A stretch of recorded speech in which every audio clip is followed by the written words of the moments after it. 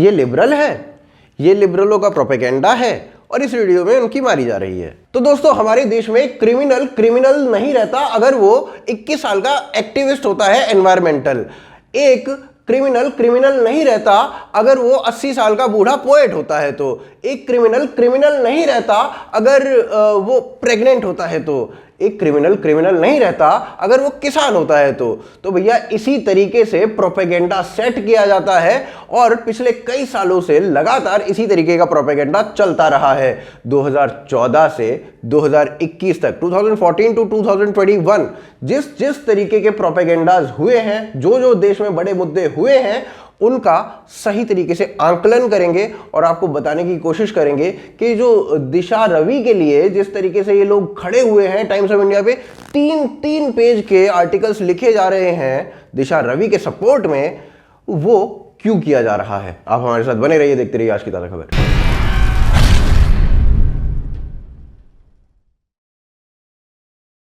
तो दोस्तों, बीते एक हफ्ते में दो मुद्दे बड़े हुए। एक मुद्दा राइट विंग का था, एक मुद्दा लेफ्ट विंग का था। राइट विंग का जो मुद्दा था वो ये था कि रिंकू शर्मा की नृशंस हत्या कर दी गई और उस हत्या के पीछे मुस्लिम जिहादियों का हाथ था। और उसके बाद देश की मीडिया ने उसको जिस तरीके से कवर किया वो काफी नाकाफी था। पुलिस और लिबरल मीडिया ने बताया कि एक बर्थडे में कुछ झगड़ा हुआ था और जो झगड़ा था वो बेसिकली जो बिजनेस राइवलरी है उसको लेकर था और उसी के चक्कर में हत्या हो गई। परिवार का कहना है कि हमारा कोई बिजनेस था ही नहीं, तो राइवलरी किस बात की। और परिवार साथ ही साथ ये भी कह रहा है कि लड़का राम भक्त था और राम का नाम लेता था और उसी के चक्कर में ये हत्या हुई है क्योंकि वो राम मंदिर के लिए चंदा भी इकट्ठा करता था। राइट विंग ने इसको तूल देने की बहुत कोशिश की, मगर ना तो किसी इंटरनेशनल मीडिया को इस बात की फिक्र थी कि राम भक्त को मार दिया गया है और ना ही देश के लिबरांडुओं को और ना ही देश की बड़ी बड़ी पत्रिकाओं को। उनके हिसाब से 25 लोगों ने एक लड़के की हत्या कर दी। लड़का कौन जो मारा गया उसका धर्म नहीं पता चल रहा था और 25 लोग जो मार रहे थे उनका धर्म भी पता नहीं चल रहा था। वहीं दूसरी ओर जो सबसे बड़ा मुद्दा बना इन्हीं दिनों में वो था एक लड़की का, जिसको ग्रेटा थनबर्ग का जो टूल किट लीक हुआ था उसमें एडिटिंग करते हुए पकड़ा गया। दिल्ली पुलिस ने उसको पकड़ लिया, हवालात में डाल दिया, कोर्ट के सामने पेश कर दिया। कोर्ट ने कहा कि इसको पुलिस कस्टडी में रखा जाए। उसके बाद एक बहुत बड़ा प्रोटेस्ट इरप्ट हो गया और कहा गया 21 साल की एनवायरमेंटल एक्टिविस्ट को अरेस्ट कर लिया गया। क्रिमिनल नहीं रहा, वो 21 साल का बेचारा एनवायरमेंटल एक्टिविस्ट हो गया। ये जो बेचारी बच्ची जो एनवायरमेंट की एक्टिविस्ट है वो ऐसी टूल किट को एडिट करती हुई पाई गई है जिसमें यह लिखा हुआ है कि भारत का नाम दुनिया में खराब करना है, छवि को खराब कर देना है। टाइम्स ऑफ इंडिया ने इस पूरे मुद्दे के ऊपर 3 पेज भर दिए और कहा बेचारी एक्टिविस्ट, हाय क्या ही करे। इधर से यही टाइम्स ऑफ इंडिया वो है जिसने पुलवामा के अटैक के बाद टेररिस्ट तक लिखने से मना कर दिया था उस जिहादी को जो फट गया था और जिसके कारण 40 जवान वीरगति को प्राप्त हो गए थे। उसके हिसाब से तो वो जिहादी यूथ था। ऐसे ही रिंकू शर्मा वाले मामले में एनडीटीवी कह देता है कि बर्थडे पार्टी में एक आदमी को पीटा गया और उसके बाद वहां से उसका राइवलरी शुरू हुई और उसको फिर मार दिया गया। अब यही एनडीटीवी आज से 4 साल पहले 2017 में जुनैद के केस के लिए यह कहता है कि बीफ का नाम लगाकर लड़के को मार दिया गया, जबकि पुलिस उस केस में यही कह रही थी कि सीट के ऊपर विवाद था।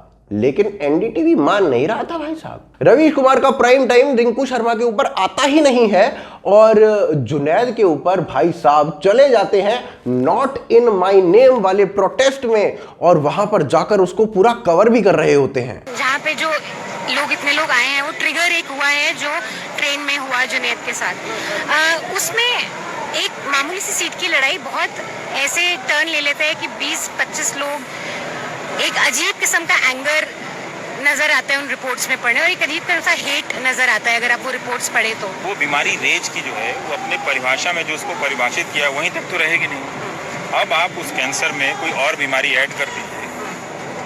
ये जो रोज जहर व्हाट्सएप यूनिवर्सिटी से फैलाया जा रहा है तो आदमी अपने अंदर जो है ना वो एक तरह से वो शोला बना बैठा रहता है।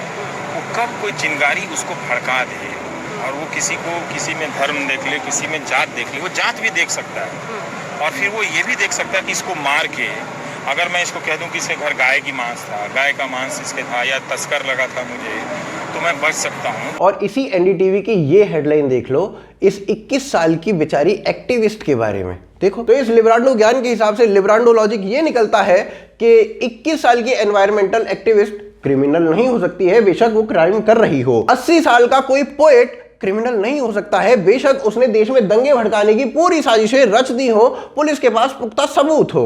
कोई किसान जो भारतीय झंडे का अपमान कर दे, लाल किले से भारतीय झंडे को फेंक दे और कोई दूसरा झंडा वहां पर लगा दे, वो क्रिमिनल नहीं हो सकता है क्योंकि वो किसान है। कोई जर्नलिस्ट जो पुलिस का बैरिकेड तोड़कर आगे चला जाए और पुलिस से बदतमीजी करे और उसके बाद पुलिस उसको अरेस्ट कर ले, तो भाई ये सच को दबाना हो जाता है क्योंकि सरकार जो है वो सच को सामने आने ही नहीं देना चाहती। अपने आप को देश के सबसे बड़े फैक्ट चेकर बोलने वाले ऑल्ट न्यूज के मोहम्मद जू बियर, ये पता नहीं कैसा नाम है जू बियर, तो ये वाले भालू कहते हैं कि भाई एक टूल किट तो परेश रावल ने भी लीक करी थी, ग्रेटा की लीक हो गई तो क्या हुआ। अरे भैया इनके हिसाब से जो लॉजिक है वो ये है कि अगर एक आदमी ट्रक खरीदता है और वो कहता है कि मैं दिल्ली से बंबई सामान लेके जाऊंगा और दूसरा आदमी ट्रक खरीदता है और वो कहता है कि मैं 500 आदमियों को कुचल दूंगा, एक ही बात है क्योंकि दोनों ने ट्रक खरीदा है। चलिए अब नजर डालते हैं पिछले कुछ सालों में हुए प्रोटेस्ट्स के ऊपर।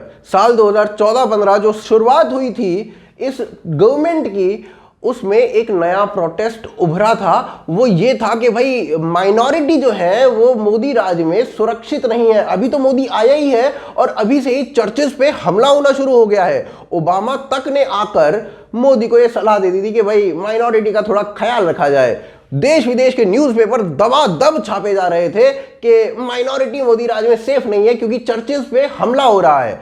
बाद में पता चलता है कि कोई शराबी पत्थर उठाकर एक चर्च पर ऐसे ही फेंक देता है और उसको यह बना दिया जाता है कि भाई मोदी राज में चर्च सुरक्षित नहीं है। फिर आता है सितंबर 2015 यानी कि सितंबर 2015 और अवार्ड वापसी का एक चलन शुरू हो जाता है।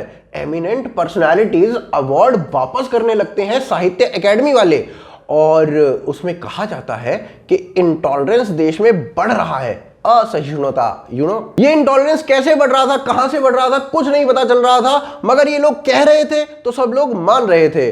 और फिर उसके बाद एक खुलासा होता है 2018 में। खुलासा ये होता है कि जो अवार्ड वापसी का पूरा प्रोपेगेंडा था ये रचा गया था मार्क्सिस्ट के द्वारा और उसमें गवर्नमेंट को डिस्टेबलाइज करने के लिए प्रोपेगेंडा था।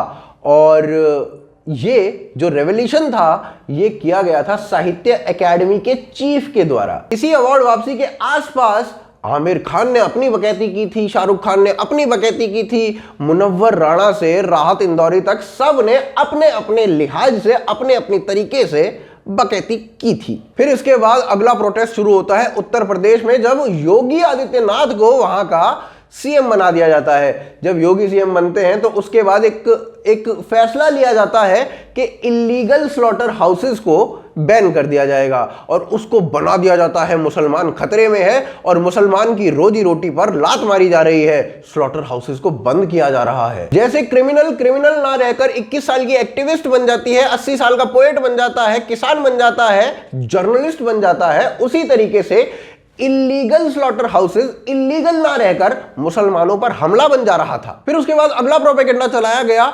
मुसलमान सेफ नहीं है, मुसलमान डरा हुआ है और लिंचिंग होनी शुरू हो गई। लिंचिंग होनी शुरू हुई तो हामिद अंसारी और नसरुद्दीन शाह ने आकर बोल दिया डरा हुआ है बेचारा मुसलमान, क्या ही करे।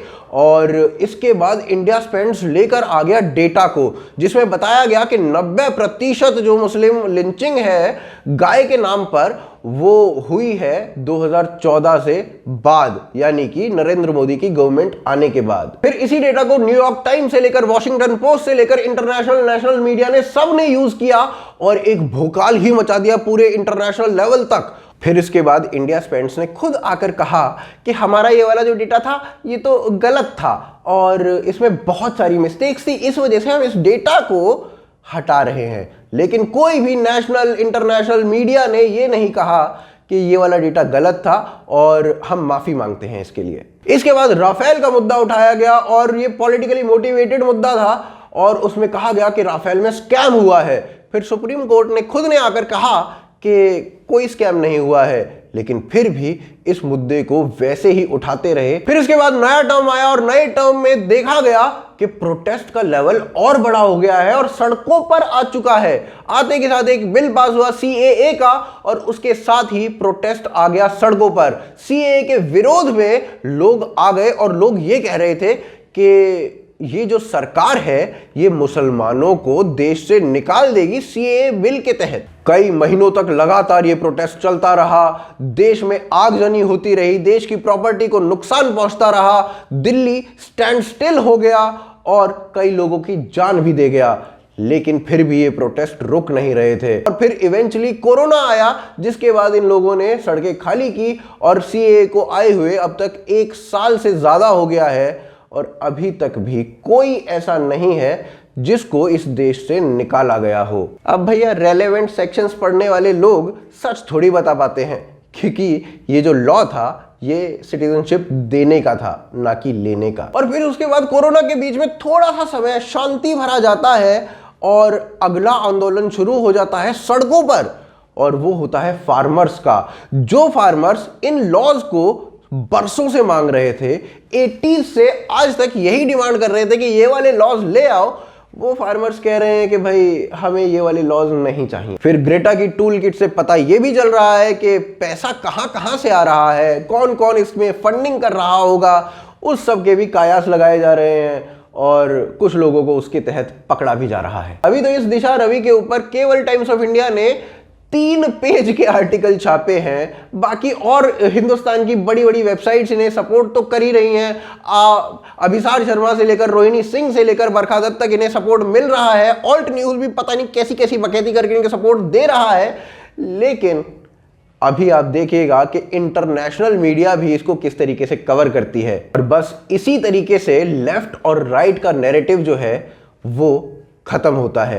लेफ्ट विंग का जो नैरेटिव होता है वो इंटरनेशनल मीडिया तक कवर कर लेती है और राइट विंग अपना पूरा जोर लगाने के बावजूद रिंकू शर्मा को NDTV तक नहीं ले जा पाती, रवीश कुमार से नहीं बुलवा पाती। तो दोस्तों उम्मीद है आपको वीडियो पसंद आई होगी। अगर आपको वीडियो पसंद आई है तो आप इस वीडियो को ज्यादा से ज्यादा लोगों तक पहुंचाइए और ये जो खेल है, जो लेफ्ट खेल रहा है, उसका संज्ञान सभी लोगों तक दीजिए। आप वीडियो को लाइक और कमेंट करके बता सकते हैं वीडियो कैसी लगी। आप हमें सपोर्ट कर सकते हैं patreon.com और ज्वाइन बटन के थ्रू, लिंक आपको पिन कमेंट और डिस्क्रिप्शन में मिल जाएगा। उसके अलावा आप हमारी मर्चेंडाइज खरीद सकते हैं भोकालफैक्ट्री.com पर और जो मर्चेंडाइज है उसके लिंक भी आपको पिन कमेंट और डिस्क्रिप्शन में मिल जाएंगे।